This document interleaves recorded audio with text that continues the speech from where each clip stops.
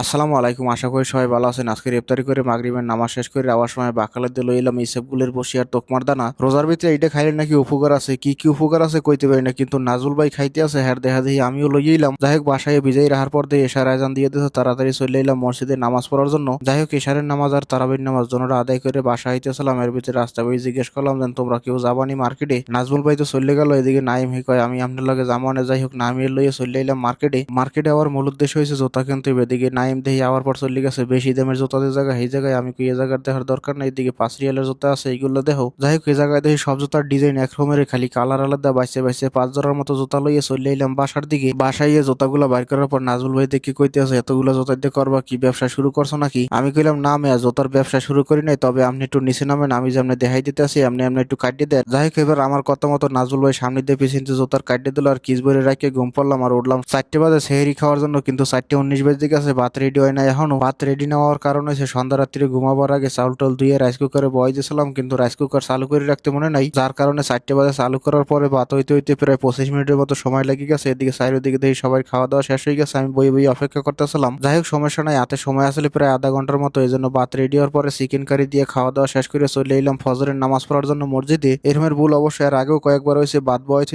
Rice cooker চালু করতে মনে নাই, তবে তখন রোজা আসলে না। যাই হোক, ফজরের নামাজ পড়ে হালকা একটু ঘুম দিয়েছিলাম আর 7টা বাজে রেডি হইলাম, আবার যাইতে হবে কোম্পানির ডিউটিতে। বাইরে বেরিয়ে জুতা টোতা পাই দিয়ে জুতার যে কিসটা আসলে এটা লগে করে লইয়ে রওনা দিলাম। আর আই দেখি প্রথম গাড়ি আজকেরও চলে গেছে। যাই হোক, কিছুক্ষণ সময় অপেক্ষার পর দিয়ে দ্বিতীয় গাড়ি আই পড়ছে আর গাড়ি তুলতে চলে এলাম ডিউটিতে। আর ডিউটিতে এই জুতাগুলো লইয়ে চলে এলাম মসজিদের সামনে। সবগুলো জুতা একদম সুন্দর মতো সাজাই দিয়ে দিলাম মসজিদের সামনে। জুতাগুলো কেনার মূল উদ্দেশ্যই আসলে মসজিদের সামনে দেওয়ার জন্য, কারণ নামাজের সময় সবাই এই সিরিয়ালে খাড়াইতে উজু করতে পারে না আর এদিকে নামাজ শুরু হয়ে যায়। আর এই মসজিদের ভিতরে মূলত আমাকে কোম্পানির লোকেরাই নামাজ পড়ে। আর জুতাগুলা কাটিয়ে দেওয়ার মূল উদ্দেশ্য হয়েছে জুতাগুলা যাতে কেউ পাই দিয়া না লই যায়। যাই হোক, মসজিদের ভিতরে জুতাগুলো সাজাই রেখে চলে এলাম এদিকে কাজ করার জন্য। আর আইয়ে প্রথমে ঢুকলাম প্লেয়ার রুমের ভিতরে। আর এই জায়গায় প্রথমে চা কফির কাপগুলো উঠাইয়া টেবিলটা মুছে দিলাম, এরপর বসার সিটগুলো মুছে দিয়ে স্প্রে মারিয়ে দিলাম। আজকের আর মাকিনা মারার দরকার নাই, তাই ওই দিকের কাজ শেষ করে চলে এলাম গোসলখানার ভিতরে। এই জায়গায় দেখি বলদিয়ার বাস্কেটটা ফুল হয়ে গেছে, বলদিয়ার বাস্কেটটা চেঞ্জ করে চলে এলাম ডাক্তার রুমে। আর এই জায়গায় দেখি মাশাআল্লাহ টেবিলের উপরে পানির কাপের তো অভাব নাই, পানির কাপগুলো উড়াই হেলাই চেঞ্জ করে হালাইলাম বাস্কেটটারে। এরপর দেখি সিটের উপরে হালকা হালকা জল পড়ছে, তাই সিট কয়টা মুছে দিলাম। এরপর বলদিয়ার বড় বালতিটা আর পানির কার্টন একটা আসলে খালি এইটা লইয়ে চলে এলাম বাইরে। আইয়ে প্রথমে পানির কার্টন হালাইয়ে চেঞ্জ করে দিলাম বলদিয়ার বালতির কিস্টা। এরপর গলির এমাথা হইতে মাথা বন্ধ পুরোটা ঝাড়ু মেরে শুরু করলাম মুভ মারার কাজ। প্রথমে আইলাম ডাক্তার রুমে। আজকের অবশ্য ঝাড়ু মারার পরে মুভ মারার দরকার আসলে না, কিন্তু তারপরও মারি যেতে আসি কারণ গ্যাসে কালকের ছুটি আসলে। যাই হোক, মুভ মারার কাজ শেষ করে চলে এলাম ছাতের নিচে একটু নিরাবিলে বওয়া লাগে, কারণ ওইদিকে জিমের ভিতরে আর কোনো কাজ কাম নাই। রোজার মধ্যে বাহিরের লোক তো এমনি আহে না, তারপর প্লেয়ার যারা আছে হেরাও করে না, এই জন্য জিমের ভিতরে কোনো কাজ কাম নাই। ওই জায়গায় নিরাবিলে কিছুক্ষণ সময় বর পরে দেখি দুপুরে আজান দিতেছে, চলে এলাম মসজিদের ভিতরে নামাজ পড়ার জন্য।